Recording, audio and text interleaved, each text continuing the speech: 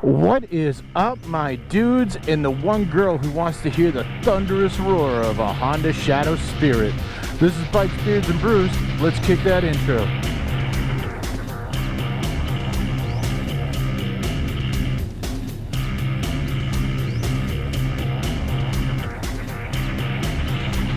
Hey guys, welcome back to the channel. So before you see the illustrious Honda Shadow Spirit. This is a 2007 750. This is my father-in-law's new bike, first bike, first official bike. We're delivering it to him today at his house. All right, Al, I cracked my visor just so you could fully enjoy the sound of the thunder of this 750. Are you ready? Let's do it. Oh, the roar. Let's do this. Alright, so before we get too deep into this, make sure you like, subscribe, hit that bell notification, share this video with friends, share it with family, share it with that one relative you got that's really into Hondas. Seriously, this is a cool bike, man. Do it up. So the reason why I brought up the fact that this is my father-in-law's bike, and it's actually I guess pretty much his first bike, is for the topic of today, which is, when did you guys start riding? And if you ever stepped away from riding, how long did it take you to come back to riding? And what was the reason for stepping away? For my father-in-law, like, I can't exclusively speak for him because, you know, I've only known the bits and pieces that he's told me over the years. But essentially, when he was a much younger man, he would borrow one of his relatives or friends' bikes, and he would kind of ride dirty. So he's never really, like, licensed or anything like that. This is back in the day where you could do that, you know, whatever, just worked. Or, you know, if you're down in Florida, it's back in the day as in, like, yesterday. But yeah, so he did that for a very little while as a younger man, and then he never really rode again for, like, ever. I met his daughter. He didn't decide to kill me. And you know, I married her, and over the years I had kind of like poked and prodded him a bit, and I was like, hey, you should ride. And he liked the idea. He really wanted to do it, but it was just like he was kind of on the fence. And over this last year, I think we kind of poked at him a little bit more, and I think he got more incentivized by the fact that now, you know, my wife, his daughter, also rides and has her own bike. That's the 883 you see on this channel every now and then. So we talked to him a bit and pointed him towards an MSF course, and he went and signed up. He's still waiting because, man, the backlog is insane for that stuff right now. So, you know, he's gonna do that, and he started shopping for a bike at the same time. We came across this bike. My wife actually found it on, like, Facebook Marketplace or something, and he and I went over and checked it out. I thought it was a pretty solid like bike to start with, and I was totally, like, behind him on it, and he ended up buying it. It was kind of funny because he didn't want to ride it or anything just yet. You know, he's still making sure that he's good to go. So I did all of his test rides and all that stuff. So after I did the test ride and, like, checked it out a little bit, I thought it was a pretty solid bike. I encouraged him to buy it. He was totally down for it, and he bought it.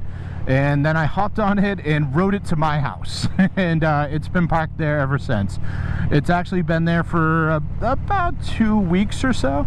At one point in time, he wanted to come by and try and, like, stuff it in the back of his pickup truck and drive it home. But he doesn't really have any ramps or anything, and he's got, like, the toolbox in the back, so he wasn't sure if it was going to fit. So it's just like, hey, guy, you know, get me the plate. I'll ride it up to you. They live about an hour from me, through all the back roads and all that fun stuff. So he was totally cool with that. He got the plate, and before I delivered it, I decided that, you know, I really wanted him to really enjoy this bike a little bit more when I pulled in. So for those of you who keep up with me on Instagram, you actually saw this already, but I took the bike. I I threw rubbing compound on the whole thing. I buffed the entire bike out. Then I put like a thin layer of ceramic wax on it, shined it up really nice, and then I went through it with like chrome polish and like just shined up all the chrome. And let me tell you, I hated chrome before this. I hate chrome so much more now. It's awful. I hate shining chrome. I hate it so much. But I did this. So I shined out the chrome. I did some engine brightener on it and stuff, cleaned up the fins, and because, you know, all that stuff, and just made it look way nicer than, you know, when we brought it home it was kind of grimy and needed a little love. So I'm hoping when he sees it and, you know, sun hits it and all that, it's super shiny, that, you know, it just it really affirms for him that he's making the right choice and he wants to ride. What's up, buddy? So with that said, again, like the question in the beginning, you know, he's into his like early to mid 60s right now, and he's finally deciding that to take this leap. He's finally, like, you know, doing the MSF course. He's finally buying his own bike. I took him helmet shopping for his birthday, and like my wife and I bought him a new helmet, stuff like that. So, you know, he is diving in with both feet, and I think that's fantastic. And I'm kind of curious, like, what age did you guys like start riding, and, you know, when did you make it official?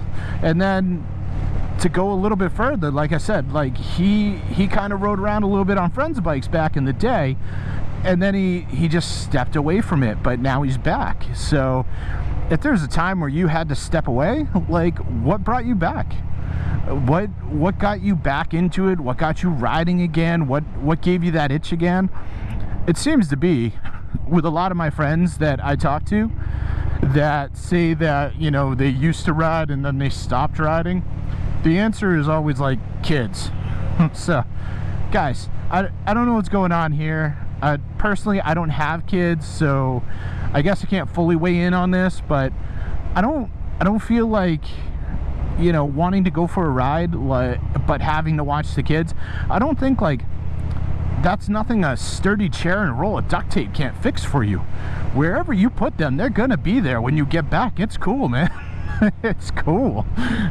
So if that's your reason, and if that's your reason now, if you're watching me vicariously, like, wishing you could ride but you got kids, guy, like, head on off to Amazon, sturdy chair, roll of duct tape, done. Like, here you go. You have problems, I have answers.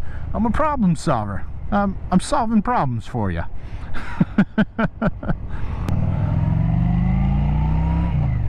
The other thing I want to talk about real quick, it's the first time I've really gotten to use this since I bought these, so it's kind of cool.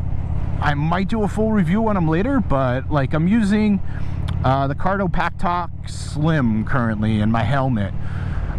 Before this, I was using the Sena 10S or something. It's actually the comm unit that drops right into the HJC i90, which is the helmet I wear.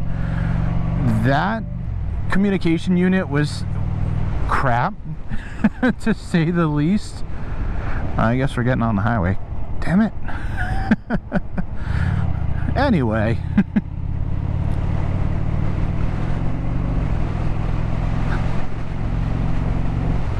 Oh no, I forgot to hit no highways on my GPS. Well, I guess we're getting there the quick way now, man. So yeah, like, before this the sound gets too crazy on you guys, let me just toss it out there. Like, once again, down below in the comments, let me know, when did you guys start riding? If you stepped away, what made you step away, and what made you come back to it? I'd love to know. And yeah, remember to like, comment, subscribe, and I will see you all on the flip side.